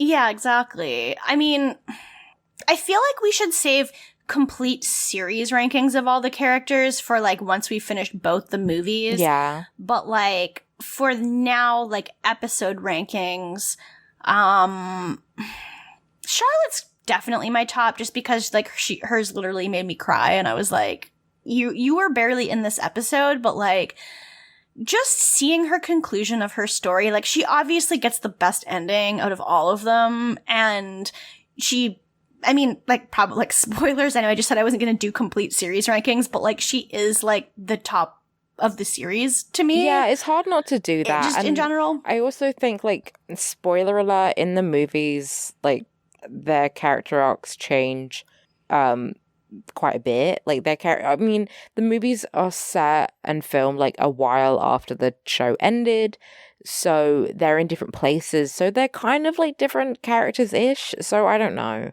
I'm with you. Yeah, no, for sure. She is my top. And then I'm going to say Samantha second. Yeah. Because I don't know, she's also kind of had a lot of growth, and like just her and Smith make me happy to see. I just think they're both really sweet together. And then I'm going to say Carrie, I think, third for this episode. Like, fuck, we hate Big. But the fact that they can write a finale and make it feel satisfying where she ends up with Big, like, there's two finales you can write. One where she ends up alone because being with a man isn't, like, necessary for your arc to be complete, and she's like, I'm just, still living my life, and that would have been a good ending too. Or there's the arc where she ends up with Big, because like you can't have her end up with something else when she sucks so much. Like, you kind of have to put her with someone else who sucks a lot, and like the way they did it works. Like, I don't know, they somehow make you root for it, and like, all right, so she's my third. And then Miranda's fourth. She didn't have a bad episode. It's just like her plot was wrapped up and then they threw one extra thing into the plot just so that she could have something to do this week, I think. Yeah, so, that's it. I don't know. I feel like I would have preferred the ending where Carrie ends up alone, because I feel like that is an actual character arc. She spent her entire time focusing on love, and instead of just being like, no, I can be alone and be happy for my friends and be the fucking cool aunt with the massive wardrobe that when the kids grow up, they can raid to all hell. I would have preferred that, but that doesn't happen. For sure, same. Yeah, that would have been the ideal ending. Yeah, I feel like if this was made today, that would be the ending. Like, no, she can, instead of focusing on, like, having this one big love, instead just go with the flow, and, like, maybe she can date people, and if not, she can just be a crazy old woman who lives in her shoes. Yeah. For sure.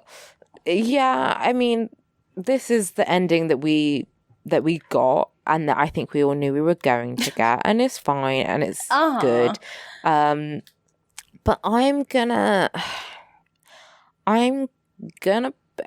put Charlotte at the top because I just think her ending is the best for me. Like, I think it's wrapped up in a nice little bow. And then this episode, her acting was the best. Like, we stand. Oh, for sure. I mean, that's just always true. Yeah. I also think it's, like, really sweet that Kristen Davies in real life has adopted and is, like, yeah. she's really, like, sweet with her daughter and everything. I think she has a daughter. She's That's definitely sweet. adopted. And I think that's really nice as well. And you can tell that, like, this whole plot line, I wish there was more of it as well. I wish it wasn't just, like, the fucking last episode. They're like, we're going to adopt. Like, no, I want to see that journey. Because it's an important one and it could raise a lot of awareness and maybe more people would do it. Or it would raise awareness about the issues with adoption, and then maybe something would be changed about that, but whatever. I think it would be interesting to also see, because a lot of people think of adoption in a way that's like, oh, well, it's not your own child, so it's not the same. And I think showing it is kind of an interesting and good way to be like, no, I mean, these are your children. Yeah. Like, they're very much your children. And I think a lot of people just don't think of it that way. And that's why they don't consider adoption. And so seeing that would have been really nice. It would have been nice if this had happened a few episodes ago and she had Lily at this point and was maybe, like, becoming familiar with her and sort of the issues, obviously, with adopting, like, not having a newborn, like, figuring out and being a parent to a baby that's older and that sort of thing, but also still loving her because she is their own, you know, as if she had come from her own body, as if she was their biological child. She still loves her the same amount and as much as Miranda loves Brady. Like, it would have been nice to see that, but, like, I still fucking love it. So yeah, I'm with you. Charlotte's at the fucking top. And then maybe, okay, yeah, if we're just doing episode, Sam, and then Carrie for getting her groove back. And then Miranda, I'm with you. I mean, I feel like if we were doing series, like, I'd probably put Miranda higher, but she didn't really get up to... Oh, for sure. Like, she was a good person this episode, but I don't know, her story was kind of wrapped up and they just kind of need to give her something. Yeah, exactly. I feel like if we're talking series, the main difference is that I'd probably swap Carrie and Miranda. Mostly just because, like I said, Carrie has a really lateral character arc, whereas Miranda, like, does have a lot of changes and stuff. It's just, like, season 6 is not Miranda's season, is the thing. Yeah. But, like, over the whole course of the series, she has a good arc, I think. So, it is what it is. But, wow, rankings. Final rankings for the episodes. We have some questions to get through. So if you want to send us questions for the movies, because we're doing that next, you can send them to citygirlsmakedo.tumblr.com/ask. And we have 3 questions. So the first one is from Siberian Pine, friend of the show, who's asking, what's something about the show that has improved since season 1, and what's something that got worse? The clothes, the fashion has improved since season 1.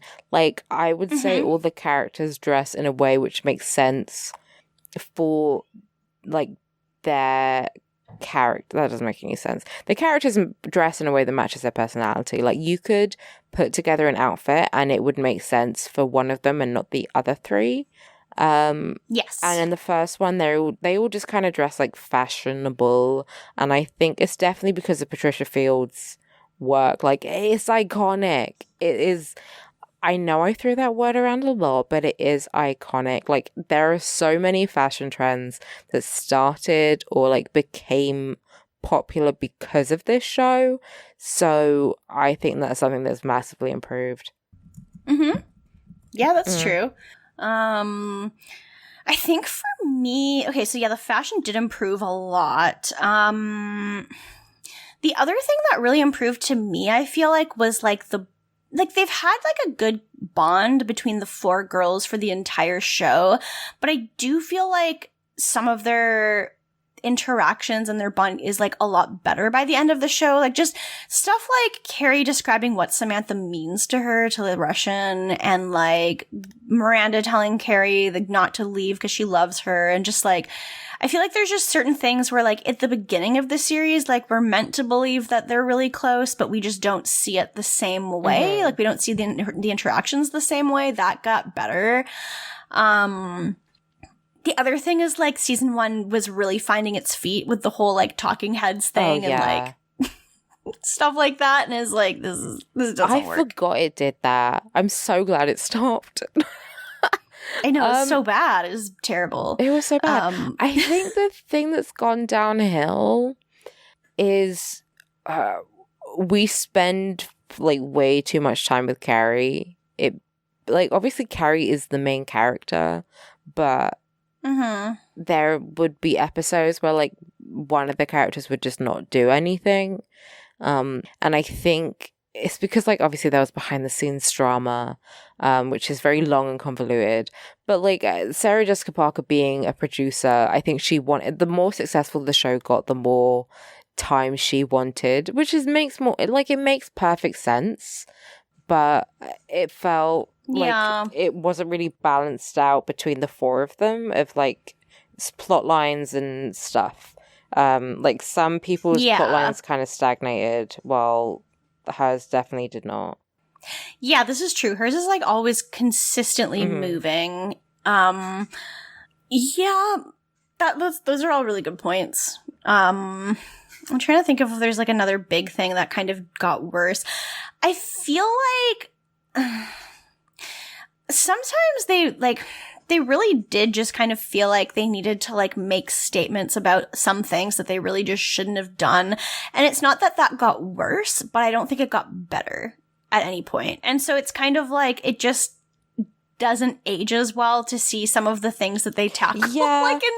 like if it comes up in like season 6, it feels different than if it comes up in like season 1. You know what I mean? Where it's kind of like, okay, season 1 it was like 1998, but then we're like, okay, this is 2004 now. I think they just handled stuff a bit like more tastefully, because I don't know, like look at the last episode. It's like even just like dealing with even just like having like a black love interest, and the whole thing is not about him being black.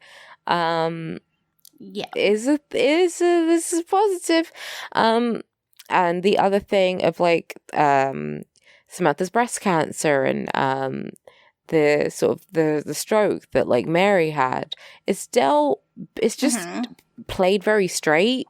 But yeah, I feel like they can do the drama a bit better, whereas like the earlier seasons are just more like straight comedy, which has its pros and cons.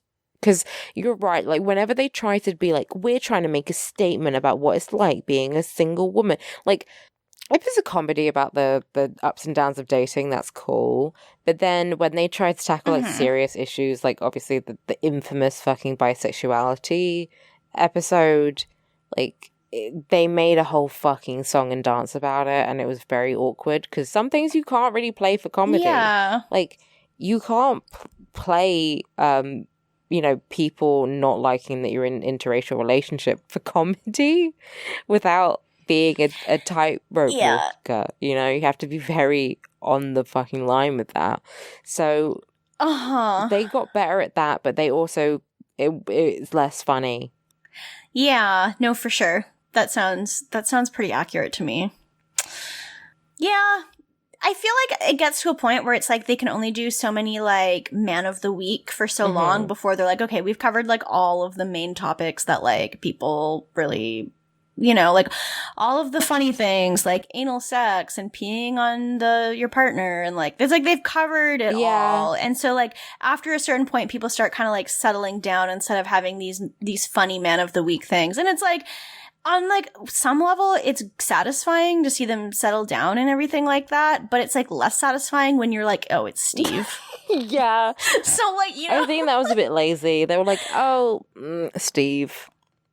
Yeah, but like it works in other cases. Like it worked great for Charlotte. Yeah, like, I just think they got lazy with Miranda because they Yeah. gave everyone else like hot new love interest to settle down with, and then they were like, Steve. Yeah, well, I mean, they do also kind of get lazy with Carrie with bringing Big back instead of doing something more interesting with it. But like, I'm guessing there is probably a lot of fans who did love Carrie and Big, even though they're both terrible and especially terrible together. But like, I'm sure there's lots of fans who were like, oh, bring Big back for the end. She has to end up with Big. And it's like, okay. Yeah, it's like Khaleesi and Jon Okay, Snow. honey. It would be really funny if in the finale there was a bell that rang and Carrie just went ape shit and burned all of Paris down. Yeah, and like she funny. was his aunt. Yeah. It'd be funny. It would be pretty funny if she was Big's aunt. Next question? Yeah, next question is from friend of the show, guest of the show, Summer, aka Ghosty Princess on Tumblr, who said, what could a dramatic Marvel-style post-credits scene have looked like for the Sex and the City TV show? I think it would have been like, you know, in the first Avengers movie where they're all eating shawarma. Maybe it's that, but they're all just quietly drinking Cosmos. Or I've got it. It's all their men together, like drinking a beer. And we find out that, like, they meet up in Steve's bar once a week to, like, talk about the girls. That'd be really funny. I would like that. I like that a lot. So, yeah. Because, I mean, I want to see the sex and the men see. I don't know. Yeah? It would be interesting if the men actually, like, were all friends with each other like that. It'd be good. Yeah, I think that'd be pretty good to me. Okay, so that's our second question. Our third question is from friend of the show, 2x2 Furious on Tumblr, who's asked, have your thoughts on Sex and the City changed since you started the podcast? No. I don't know. I feel like no, but I'm trying to think because like we'd both already seen the show before like recording the podcast. I think I felt like I don't think it changed. Oh, it was silly, but now I don't know. Yeah, because I'd watched the entire show fairly recently before starting the podcast, and so I feel like I'd already formed a lot of opinions on it. I feel like maybe having the podcast has made me like talk through some of the characters more than I normally would, which makes me kind of like change opinions on certain things a little bit. Not like change opinions fully, but like it kind of makes you like take a deeper dive into things than just like the surface level. But like, I don't know, I still have the same opinion coming out of it that I did the first time I watched it, which is like, Carrie's a piece of shit. The main difference is that you notice she's a piece of shit from the very beginning without having to wait until she starts really being a piece of shit to notice it. But I don't know. I feel like overall, like, it's a show that I like, and I don't know if I'd necessarily recommend it to other people to watch, but I do feel like it's still just a really interesting time capsule into, like, the early 2000s, late 90s. And yeah, I don't know. I don't think it's changed. Yeah, I don't think it really has either. Maybe, like, I think because I watched it when I was like quite young and impressionable, so I was like, oh, this is what my life's gonna be like. And now I'm obviously I hope the fuck not. I would like to think I have my shit a bit more together than Carrie does, at least, you know, in 10 years. Yeah, but I still kind of had the idea that like, oh, it was kind of just like good old fashioned fun. And probably a little bit tasteless in some parts. And I still think that, really. Like, yeah, for sure. I think if you're, like, I could watch it, like, having a couple cocktails with some friends and, like, drinking some, drinking and maybe having some, like, fast food and just chilling. And, or it's, like, good background television show. It's great background TV. Yeah. If you're, like, doing other stuff on a Sunday, it's perfect. And I would still recommend it or watch it again as that. But like, yeah, I don't know. If someone's like, I need a box set to like go through, I wouldn't say Sex and the City. Unless they had never seen Yeah, it before, and then I'd be like, oh, maybe you should watch it. Yeah, I'd recommend other shows first, and I'd for sure, like, if I ever recommended it, it would be with a disclaimer about certain things. Like, there's a lot of episodes where I'm like, whatever, there's, like, maybe tiny things that come up that suck. But there's a couple episodes for sure that are, like, the entire episode premise. I would be like, please, I realize I am not saying this is a good episode of television. Yeah. I'm not saying it's good. I'm just saying you can watch it. There are worse things to watch. Yeah, for sure. Okay, well, that's all our questions for this week. So we have Patreon. We have a Steve voice this week, which I'm very excited about. Okay, but our Patreon, if you want to donate to us, you can go to patreon.com/citygirlsmakedo. Basically, at $1 a month, you can get a special Discord role, get access to our bonus content. So we've put out like 8 or something episodes of Keanu podcast at this point, like quite a few. So there's a backlog of that to get into. You can also get access to the secret channel in Discord of Looker and Nanu pics. Nanu is currently just harassing me on the table right now, making noise and like poking around. Yeah, you get lots of pictures of him doing shit like that. At the $5 level, you can get access to all the $1 stuff, plus an even specialer Discord role, plus a shout out on the podcast every week, plus you can submit stuff for Steve Voice for me to read. And we have to decide if we're going to keep doing Steve Voice once we do our second project. Oh, yeah. But, I guess we'll figure that out later. And at the $10 level, you get all that. Plus, if you'd like, you can listen to us record live, which also includes Keanu podcast. So if you are interested in that, then we would love you so much. So everyone who is a $5 and up donor, we have Alex Schaup, Summer Geist, Sophie, it has an exclamation mark at the end, so I have to say Sophie like that. Jennifer Snyder, Matt Ribeiro, Jess Ayalachi, and Siberian Pine Hardwood. So thank you all for your donation. Thank Nanny you. was like coughing something up right next to the fucking table. So thank you to all our patrons for listening to us and for listening to Nanu cough something up. So we have a Steve voice submitted from patron of the show, Sophie. So thank you, Sophie, for submitting one. They are saying, please read the first, second, and sixth sections of this for Steve voice. So this is the Papa Paca dating profile. So the first section is my self-summary. I love life, like to make people happy, and I love to eat all day long, smiley face. Sunsets are my favorite. I also love walking down the... I'm not even doing Steve voice at this point. I also love walking down the beach at a full moon, Miranda. Bring something for you to need. None, and you will see stars and a whole lit more. I like having sex out in public. It turns me on. My last girl, she loved to show off her nice body. When we go camping, Miranda, we would leave the top off and the door open. Oh. I also love to ride my Harley. Also, I am very well hung. Great. Second part, Miranda, what I'm doing with my life. I want to find someone who likes to go to the beach. I like my big cock to dive, fish surf, pick shells. Most of all, Miranda, I look to take care of my girl, long as she knows how to take care of me.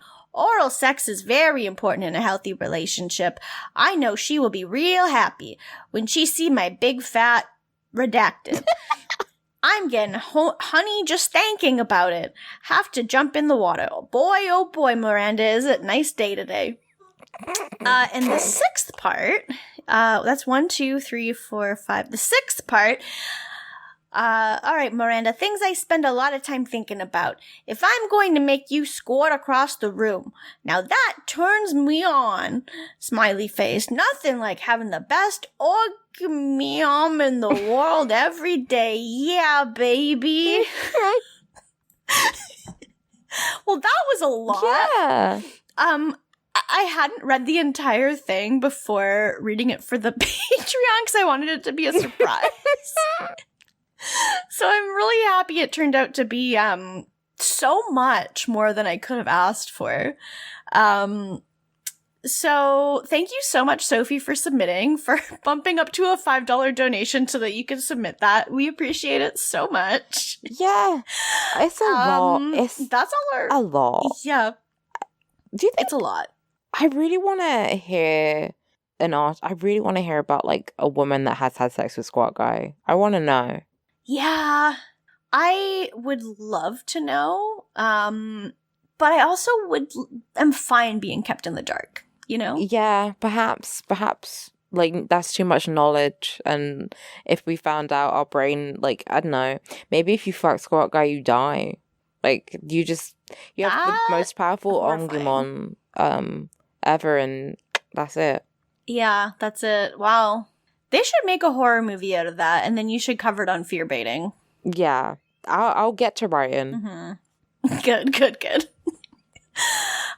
So that's it. If you want to join our Discord to talk to us, you should do that. If you go on our Twitter or Tumblr, which are both City Girls Make Do, there's a link there. Definitely really recommend it. It's a very good time. And like we've said, we're not finishing podcasting. So this, we have more to come. We're doing the movies next, and then we have another project up the alley. So stay tuned for that. Secret project. In the meantime, you can find me online on Twitter at Age of Oddish, and you can find me on Tumblr at Windfall Island. And if you go to noisepace.xyz, where we're hosted, you can also find me on, I guess this is probably the second most recent fear baiting now. Matt and I, Noisepace Overlord Matt and I guested together on an episode of Fear Baiting where we talked about the movie Countdown, which is an app that tells you when you're gonna die. And there's a demon in it, and it's very funny. And the whole podcast had a lot of really strong energy, so I really recommend listening to it if you're into that. It's very good. Yes. It is very good. I love it.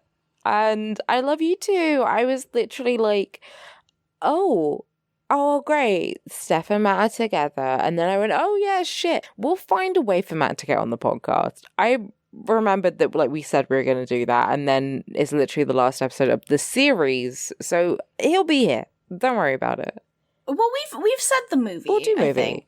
I think maybe we didn't see that on the podcast, but I feel like we've said that. We'll do movie. And you can find me on Twitter at Alex the Virgo and on Tumblr at Dork Phoenix. And I'm on Instagram, Alex King Chuck. I'm there most frequently, and you can also see my face. I love to see it. I love to see your face. It's good. Well, so long and good night, gamers. Thank you for listening, and cannot wait to start the movies with y'all. Hell yeah! So, hell fucking yeah, baby. So fuck cops, and so long, good night. Because you can't scroll the lips. Bye. Bye.